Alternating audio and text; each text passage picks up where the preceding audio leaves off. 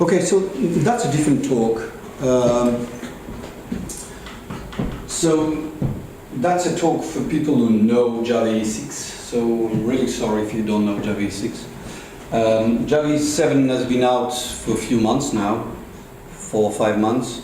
So that is a talk that I actually gave with Aaron Gupta a few times. It's in 50 minutes, all the new things about Java EE 7. And the other one is about typing code and developing an application.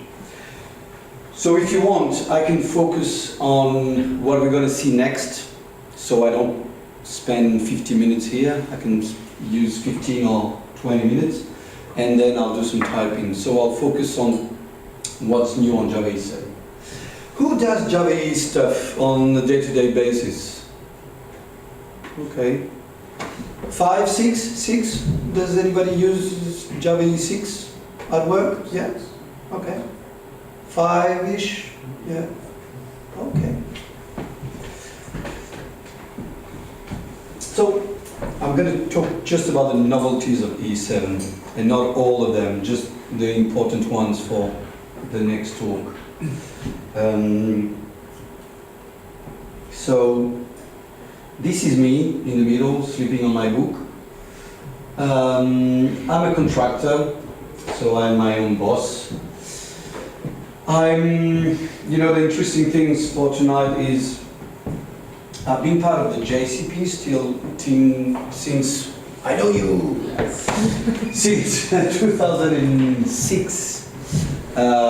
So I've been involved in Java EE for quite a long time. I was talking to a gentleman here. I'm a former BEA guy, so I used to do EJBs back in '99 when it was EJB 1.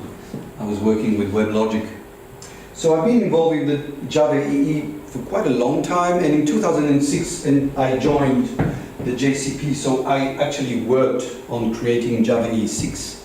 And since then, I got used to it. So I've been involved in Java EE 7. I worked on the specification. And now, hopefully, I will be working on Java EE 8. So I still don't know why I'm doing that, because it's a lot of fun. But, well, I like it. So, yes, I wrote a book called Java EE 5. It's perfect if you want to learn French, because it was written in French. Then I worked Java EE 6 and 7 for A-Press in English. So that's why I do a lot of talks on Java EE. So again, I'm going to jump a lot of slides because it's not the point of tonight, but because we have a bit of time, I'm going to focus on just what's interesting for latest talk. Just the novelties on EE 7. Java EE 7 is 32 specifications. So here there's some square missing, but these are the main specifications of EE. There's plenty of them. There's 32. They're not all here. In orange, you can see the new specifications. So in each release of Java EE, we update specifications, but we also add new specifications. Sometimes we even take the old ones out. So the novelties in EE 7 is we have a specification to do concurrency in EE. We live in a multi-core world, and if you are a good student and if you've read the specification and you do Java EE, it's written, do not use threads. The container does it. Sometimes it's frustrating. You cannot use threads. Now you can. There's a specification that allows you to use the threads of the container. So again, you are not allowed to do new thread, but with this specification, you can use the pool of threads of your WebLogic or WebSphere or JBoss to do, to use multi-threading in your own business code. WebSocket, JSON P to process JSON, and batch. So these are the 4 new specifications. Then a bunch of specs have been updated. So if I go really quick, CDI 1.1, CDI is, is a funny list. It was created in Java EE6, and it tends to spread throughout all the other specifications. It happens that in CDI 1.1 there's nothing major, there's nothing new, but the spec has been in other specifications. I have some examples. So I'm going to actually jump out. Bin validation, again, was introduced in Java EE6. It has been updated in Java EE7. And one very interesting thing is now you can have constraints not only on attributes or beans, but you can have constraints on parameters and return types. So that's going to be something new that your eye will have to adjust, because you can have as many constraints as you want per parameter. So sometimes it's a bit blurry when you have a method with 5 parameters and you can have multiple constraints. But that's good. Here, this method will be called only and only if the credit card object is not known. So the container looks after that. The precondition to enter this method is the credit card cannot be known. If it is, you don't even invoke this method. How do we do it today? Here we write if credit card equals null, then return something or throw an exception. With that, you don't have to write it. The container does it. If the credit card is null, it doesn't even invoke the method. And the post condition, if no matter what you do here, if the boolean is not true, then you throw an exception. The container does it, not you. So that's something new. I'm going to skip that, not interesting. Concurrency, I was talking about that. That's the 1.0 specification. And as I said, in the EE world, you are not allowed to use thread timers or thread pools. Now, with this new specification, you can. What you can do is, instead of doing new thread, you can have a class that implements a runnable. And what you do is you inject a manage executor service, and you say execute a thread, but within the container, within a managed environment. By doing that, you can go to your WebLogic console and look at what the thread is doing. It's a managed thread. It's not thread. If you are in a EJB or JPA or whatever, and you do a new thread, the container cannot see it, cannot help you. So that's something new. I will not talk much about it, but you have a managed thread factory, okay? So it's the same idea of the threading model that we have in Java, but within Java EE. JPA. In JPA 2.1, I'm going to show you a little bit later, we have introduced many properties. If you do JPA 1 or JPA 2 at the moment, if you want to drop and create a model in your database, or if you want to load a script, depending if you use Hibernate, OpenJPA, or Eclipse Link, the properties will be specific to the implementation. Now there's about a bunch of 30 properties that are portable that will work in Hibernate, Eclipse Link, or OpenJPA. So here is just a portable way to say, when you deploy my application, please drop and create a database from my model. Something I'm going to use later on is, when I deploy my application in the container, please load a SQL file with SQL statements. We couldn't do that in a portable way.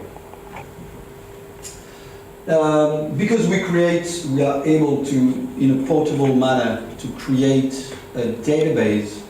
JPA 2.1 introduces these methods, this annotation, that allow you to create an index. So by doing that, your provider, Hibernate, Eclipse Link, will create the schema of the database and will create an index on the ISBN number. So now we can do stuff like that in a portable way. Procedure, that's something new. I will not be using it, but it's good to know. Again, I will not use that in the demo later, but at the moment in JPA, if you have a string, it's mapped into a varchar in your database. If you have an integer, it's mapped to a number in your database. If you have an enum, it's either mapped with an ordinal or with a string. Now with those new beasts called a converter, I can say I have a string, but I'm not going to map that to a varchar. I'm going to map that to a boolean or an integer or something else. So it's a very nice way to say, here I have a credit card. It's an enum, Visa, MasterCard, you know, you have a bunch of credit card types. And with JPA 2.0, you can either map an enum with numbering or with a string.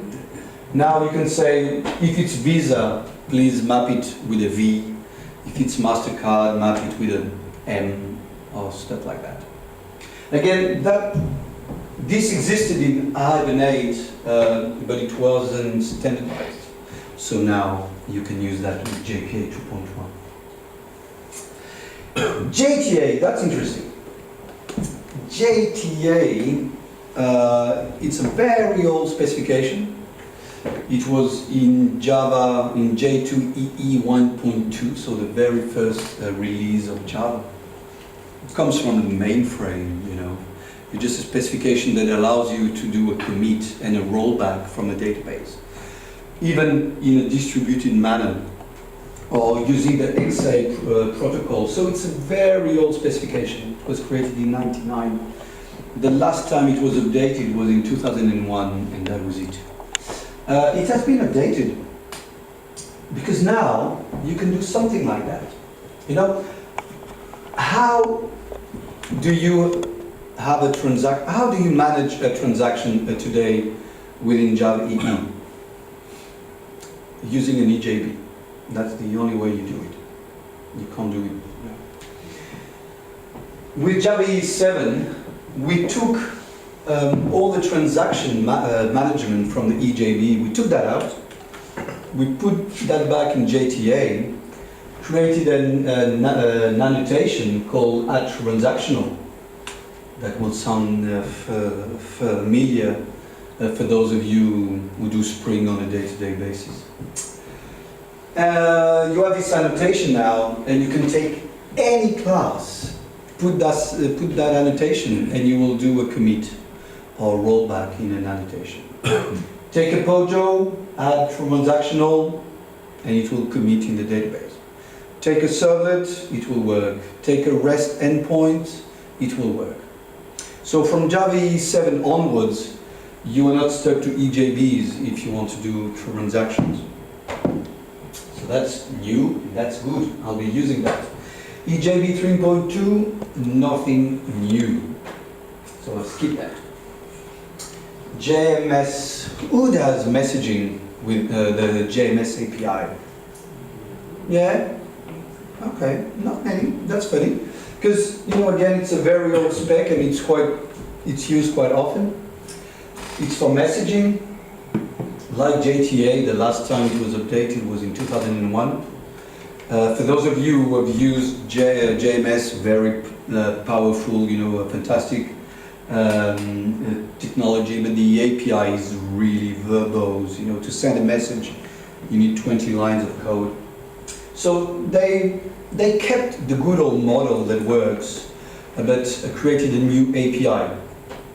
So now, you still need a connection factory, and once you have it, you have this new method that creates a context. And now you have this new object called JMS context. How do you send a message now? You just go JMS context dot create a producer, dot, send a text message to a queue. That's it. How do you consume a message? You take the context, you go create a consumer, consume a message from this queue, and the message is a string. And you can do stuff like that. I take the context, I create a producer that produce a message of priority 2 with a time to leave 1000, delivery mode non-persistent, and I send a message to a queue. The backend, you know, it works the same good old way, except the API is much, much nicer. And also now there's runtime exceptions. So when you use this API, if there's something wrong, it's an unchecked exception that is thrown. So even your business code is much, much nicer because you don't have to deal with catching check exception and turning that into an unchecked exception or whatever. Java 7 is based on Java SE 7.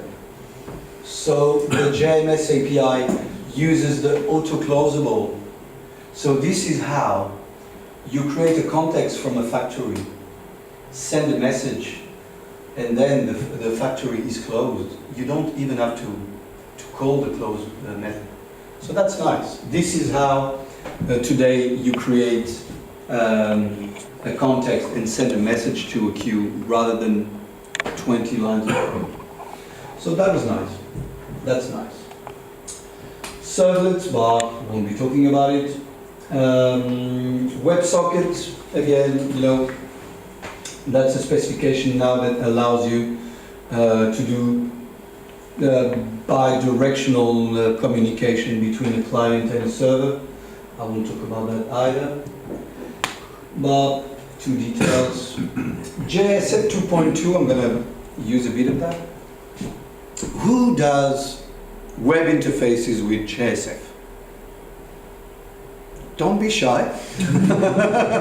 I'm not a web guy, you know. Okay, so not many, as usual. And the rest, what do you do? JSPs? Really? How many of you? Oh, okay. I didn't show you on the very first slide with all the little boxes, you know. There was orange boxes, that's the new spec. There was blue boxes, the specs that have been updated, and there was one gray box, JSPs. JSPs hasn't been updated for years. So do something else. JSF 2.2, a lot of good stuff if you do JSF. One is, for those of you who know Spring Webflow or ADF Flow, you know, if you have a bunch of pages that create a flow, you know, like a wizard. I arrive on page number 1, I go page number 2 to 3, I can jump to 5, come back to 2 if there's a problem. This kind of flow, you can do that with 2.2. And you can actually have subflows, so it's quite clever. If you are in the middle of flow 1, jump to flow 2, and at the end it will come back to flow 1. You know, so flow management can be very, very difficult. Again, I'm not talking about Twitter. You know, you do not create Twitter or Google or Facebook websites with that. But when you do enterprise stuff, you know, if you work in finance, banking, it's really difficult. You go from page to page to create all these contracts and details with customers, and you need to come back and look for something. That's perfect for this kind of applications. I'm not sure Twitter uses JSF anyway.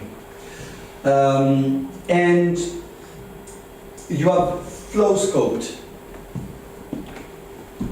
In Java EE, since the beginning, we have application scope, session scope, and request scope.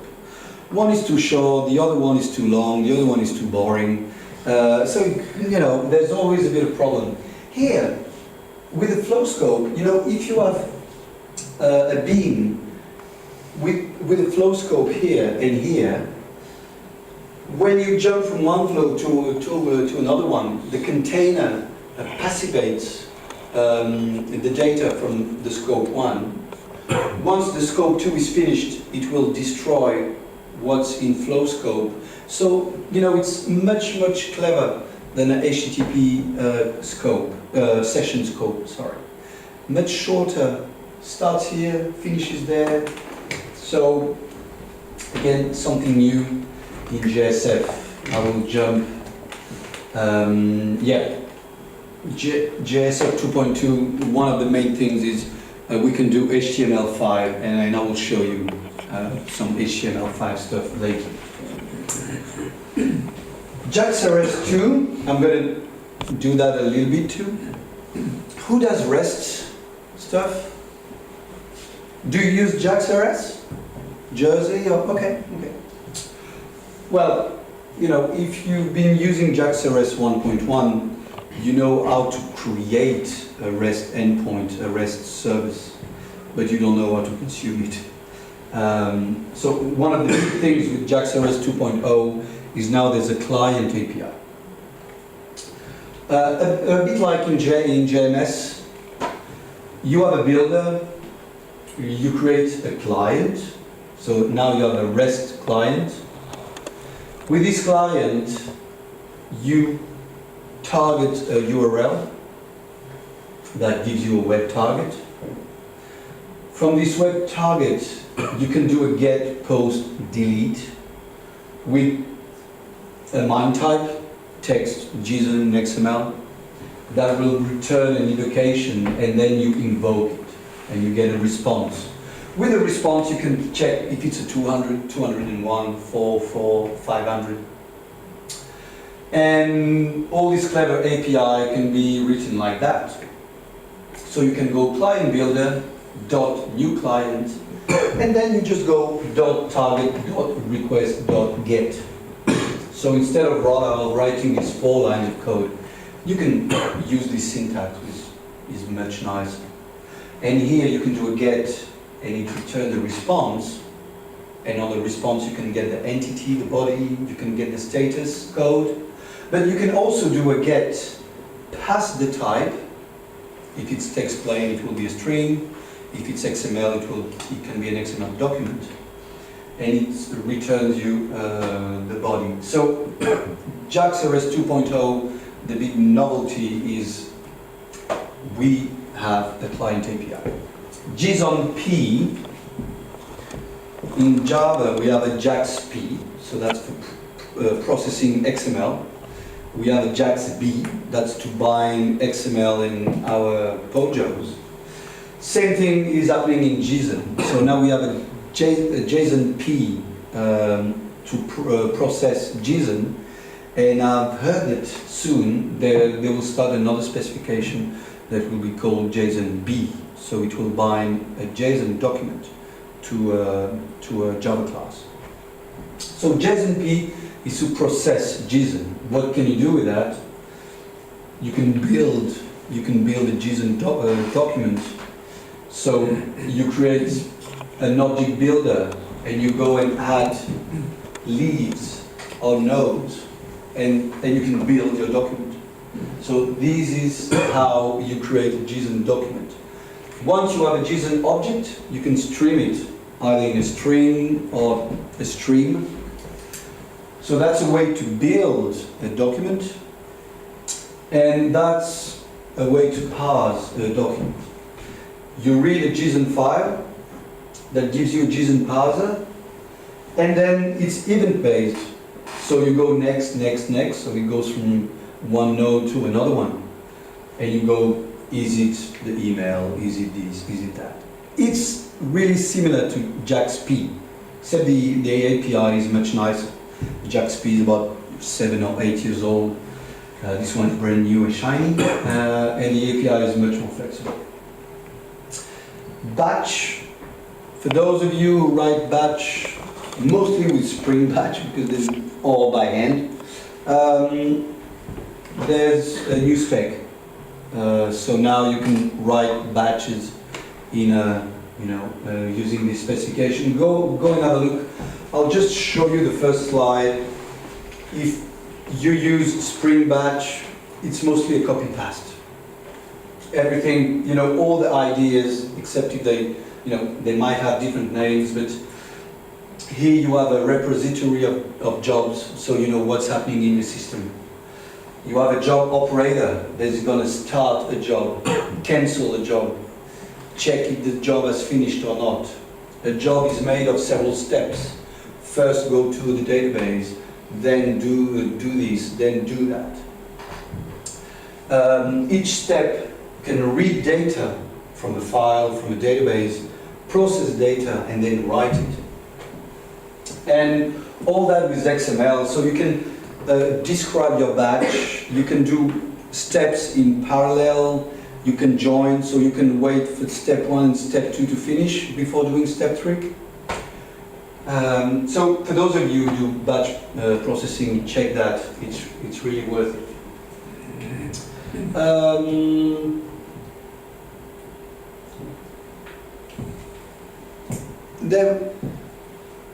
We've tried to standardize more and more things in Java 7. Something that is a bit of a pain is when you write some code with GlassFish and you deploy it on JBoss, it just doesn't work. Because the default data source of GlassFish is called something, and the default data source of JBoss is called something. So you need to have a bit of code to say, if I'm on GlassFish, I have to create a data source with this name, this database, this user, this password, blah, blah, blah, blah. Now, in Java 7, there is a default data source. So, if you write this code, it will work. If you inject a data source without name, the container will give you the default data source. So if it's GlassFish, it will be in a Derby database. If it's WebLogic, it will be HSQL, I think. If it's JBoss, it will be H2 database. You don't really care. It's the default one. So this code will work. You don't know if it's going to store data into Oracle, DB2, H2 or MySQL. You just know that this code will work. The data will be stored in the default database of the container. So that's what I'm going to use lately. Same thing for the JMS connection factory and the concurrency utilities. But buy my book and you will know more about it. Any questions? You know, as I said, I wanted to show you some slides because we have a bit more time, but there's plenty of new things in Java 7. But any question? Then I'm going to move to the second talk.